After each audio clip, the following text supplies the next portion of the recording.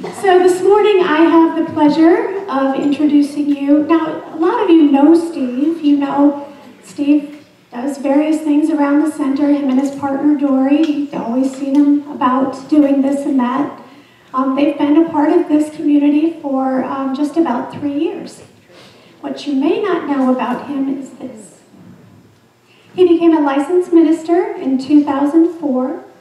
He was the co-founder of the Center for Spiritual Living in North Jersey.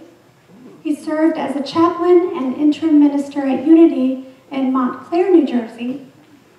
He's been living here in Asheville now for 3+ years, where him and his partner Dory are building a house in North Asheville.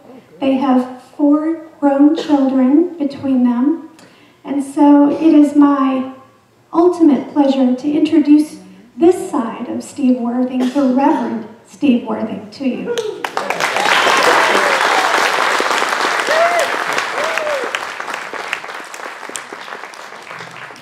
Good morning. Good morning. How are we doing, Asheville? Well, I thank Barbara for asking me to be here. It's something I wanted to do for a long time. I've kind of been hiding in the kitchen. I'm hiding a lot of other places, and I do that periodically. My spiritual journey has had highs and lows, and sometimes I'm on the path, and sometimes I'm in the ditch. But I've always enjoyed the opportunity to speak because it gets me to really think about life and what I see around me, and to see the beauty, and to see it reflecting back to me so much. And yet, after she asked me to speak, you know, I was excited because I know it gets a whole stream of thinking and consciousness going that feeds me and lifts me up. And I'm losing a mic. Got it? And yet, about a week later, I am like waking up at 3 in the morning with anxiety. This stream that I was looking forward to of ideas and thoughts and an occasional brilliant one was not happening. And I wrote it out for another week, and I said to Barbara, you know, Dory and I have a lot going on in our life. We're building this house. I'm involved every day, all the time. And I don't know. You know, I don't know if I can do it. She said, well, come on, you've spoken a lot of times. You spoke for years. Just go back to whatever your common themes were in it. Not that Barbara would ever let you off the hook.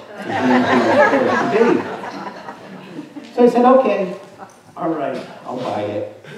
I've got folders of old talks, and I'll look through them. And I bumped into David Washington. He said, Steve, really? Come on, by Friday, you get everything you need. And I know this stuff is true. And yet, I'm trying to think of titles for talks, which Live and Let Go. It was once Live and Let Die. I did not want to get caught up in the whole McCartney thing, and I didn't have the big flames on the side of the stage or anything. But Live and Let It Go is really the topic, and the it is the past. But the anxiety, man, talk about living in future projection.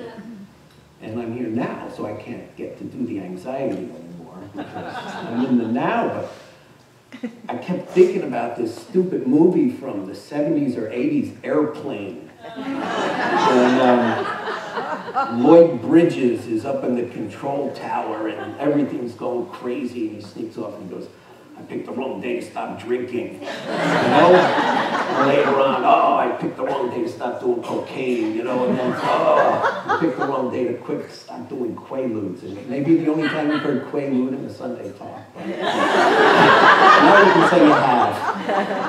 And I was thinking, man, I picked the wrong month to actually do a talk. But I got over it. And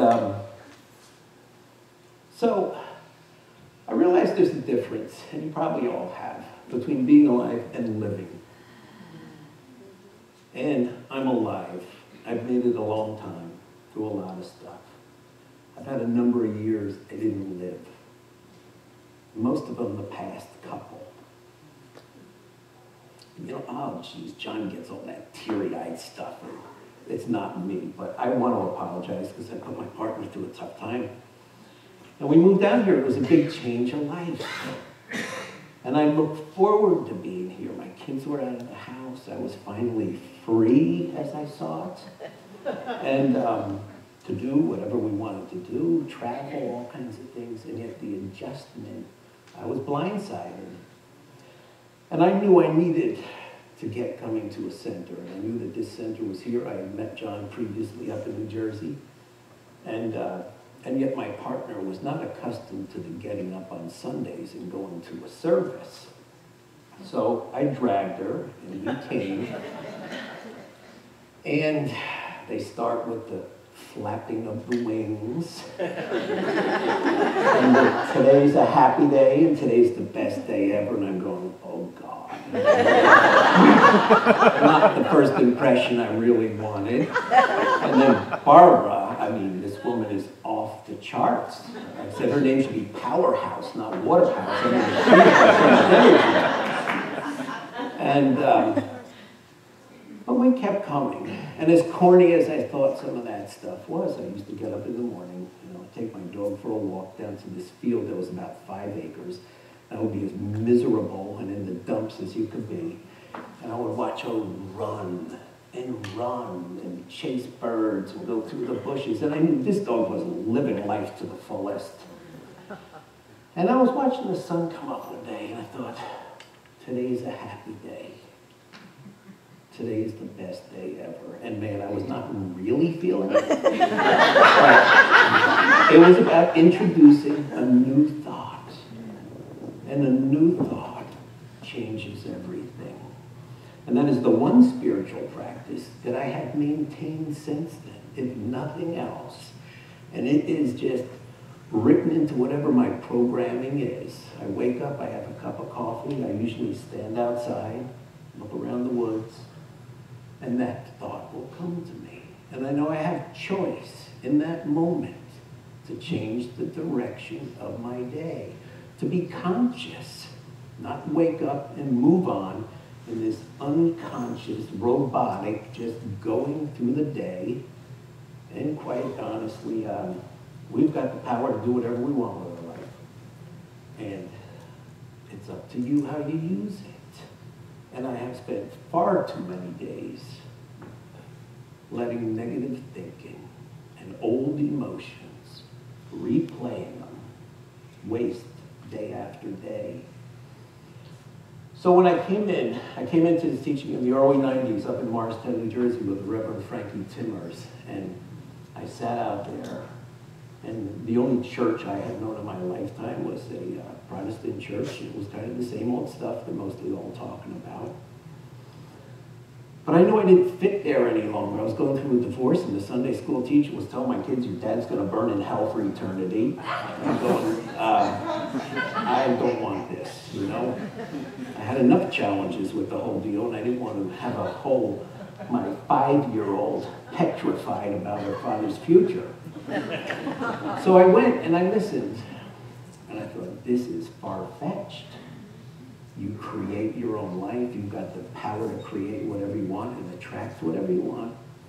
But I listened, and she said one sentence, coming from my old way I knew religion to a new idea. One sentence out of 20 minutes. I got. I don't remember what it is, unfortunately. It really gets me, because there's some things in my life that say, I'm never going to forget this, Big impact moments, and man, they're gone. So I kept coming, and I kept coming. And then they had classes going, and I had a friend who was in classes and raving about them. I thought, in all honesty, it was at a moment in my life where I was contemplating doing something irreversible. And I thought, yeah, maybe I'll check them out. And I did. And I could see, as everybody in class wanted to treat and attract $1 million, and the perfect right partner, and you name it. There's the regular list of stuff most people are asking for. I could see that my thinking was creating. It was creating everything I didn't want in my life. My beliefs in lack, my beliefs that I didn't deserve. I could probably rattle off 10 more, Money's the root of all evil, you name it, No self-expression. I grew up in, I'll say, a wonderful home. My parents were wonderful. They didn't curse, they didn't smoke, they didn't drink. Nobody raised their voice. I left there believing that, one, if I started to, I was rocking the boat. And I was told, don't rock the boat. And if you don't have something nice to say, don't say it. And all this stuff, so I never learned how to express. I never saw expression. I never witnessed my parents have an argument. I left there thinking if I was in a relationship and we disagreed, it's obviously the wrong person. If you're with the right person, you don't argue. It's been a hard lesson to learn because all there really is out there is me. If I'm in an argument, it's about me. If I'm feeling it, it's about me. And I have the choice to change. But I was viewing life through this lens of beliefs and ideas that I had been fed for a lifetime. And there's a great Anais Nin quote. We don't see things as they are. We see them as we are. And to realize that in every moment there is a different possibility out there. You know, Eckhart Tolle talks to being in the moment. And I struggle with that because if we get going in a conversation, I'm already predicting where it's going to go. I'm calculating my response. I'm not even there for the unfolding. You know, I might not even actually be taking in what's being said because I'm already in the countering it because I'm feeling attacked in some way and getting defensive. And honestly, the challenge with this is you can do a lot of work.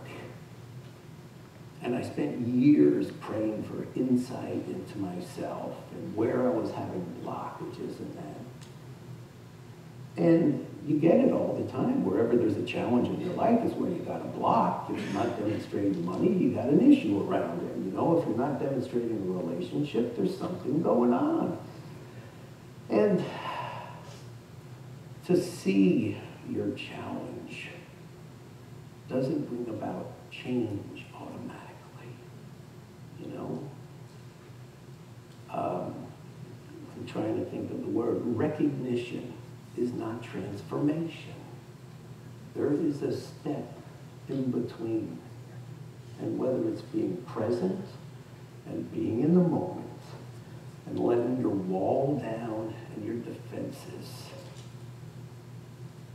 and being open, you know, change happens. But the sheer recognition of areas I need to work, it just keeps coming back to me and coming back to me. And there were times in my life where I would go, why does this keep happening? Well, I keep doing the same thing. I haven't changed. When I learn how to handle a situation, it doesn't seem to arise anymore. I came into this teaching and, I mean, my life was a mess. I owed the IRS a ton of money.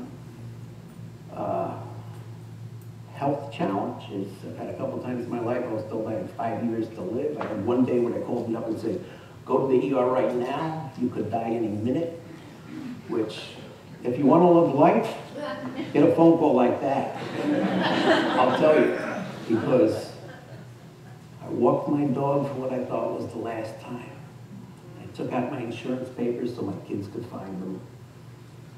I looked at my house, my cars, everything I loved my street, and thought about this woman at the center that really pissed me off most of the time. And I had to let her off the hook. You know, she's doing what she needs to do and working through what she does. And I could love that person in that moment. When I thought it was my last moment, I was okay with loving that person.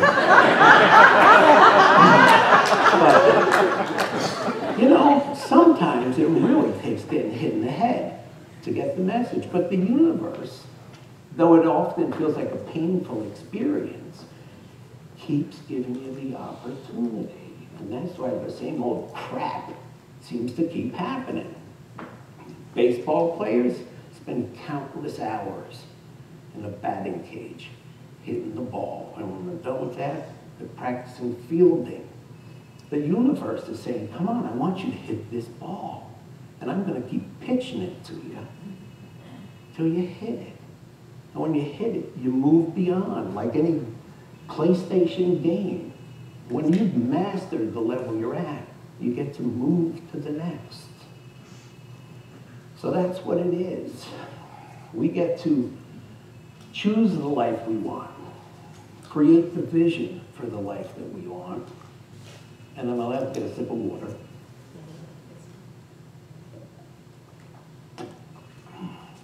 Troward speaks to the spiritual prototype, creating a vision and putting it out there, visualizing what you want your life to look like, your experience to look like. Get with the feel of what living that experience would look like.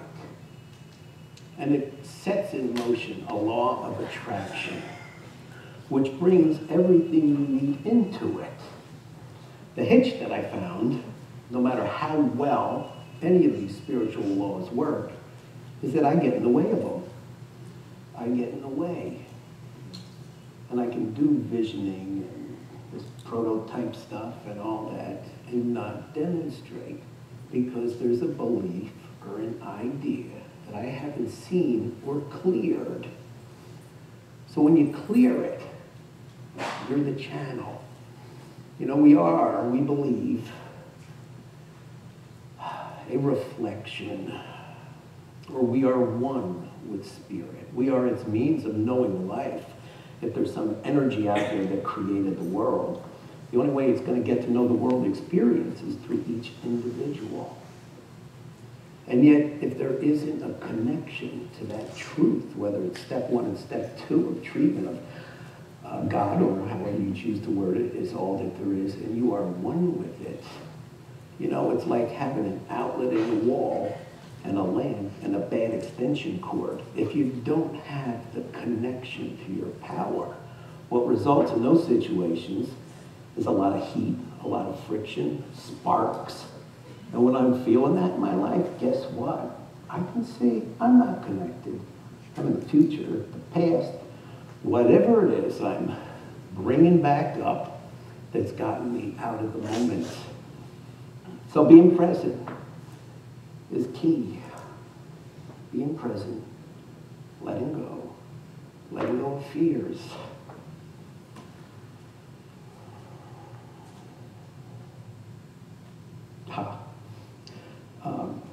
I didn't know if I was going to use notes or not because I can never tell if I'm going to just get talking or going to need to rely. But I love the idea of MapQuest. It asks you your location and it asks you the destination. So I've sat many times knowing the destination was prosperity or, you know, whatever it might be, whatever I wanted to bring in my life. But the key was, I didn't know my location. And my location was my ideas, my thoughts, my beliefs, my resentments, my regrets, and so on. If you don't know who you are and where you're at, you don't get there. You can get that like with the small GPS things where every time you make a wrong turn, the universe supports you in all that you do, wants to lift you up and express through your greatness, your uniqueness, the gift that we each bring. That's what it seeks. So you will get a continual recalculating, you know? It seems like you're driving in circles sometimes with those things, but there is one thing Spirit is looking to do, and that is express your personal greatness. And if I've ever had to do one thing, it is get out of the way. Today is the right day. Today is the right moment to begin and do it. I probably had a number of other things I wanted to say, but I did want to just end with this idea of letting go. And there was a song or two back that had a lot to say about love. And it really comes down to love or fear. I had a business partner once and he said, we're either making money or we're losing money. There's no middle ground. There's no middle ground on love and fear. You know, you're in one or you're in the other. And you will be creating from whichever place you are. Because the law, though we like to consciously put a thought out there to demonstrate something, It's always working. It's working off your conscious thought and your unconscious thought.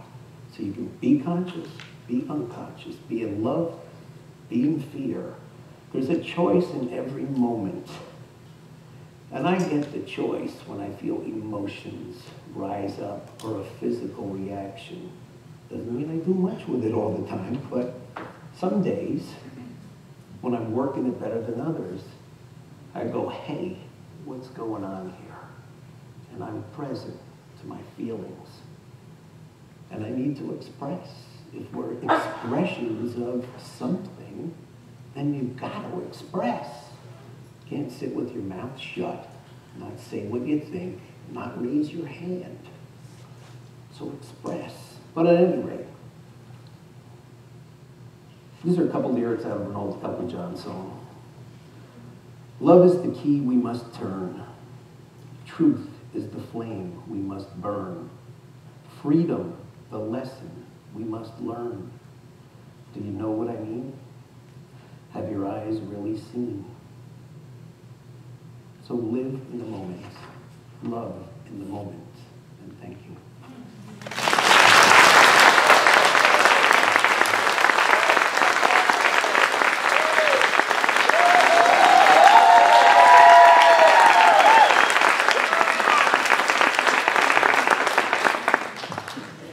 That was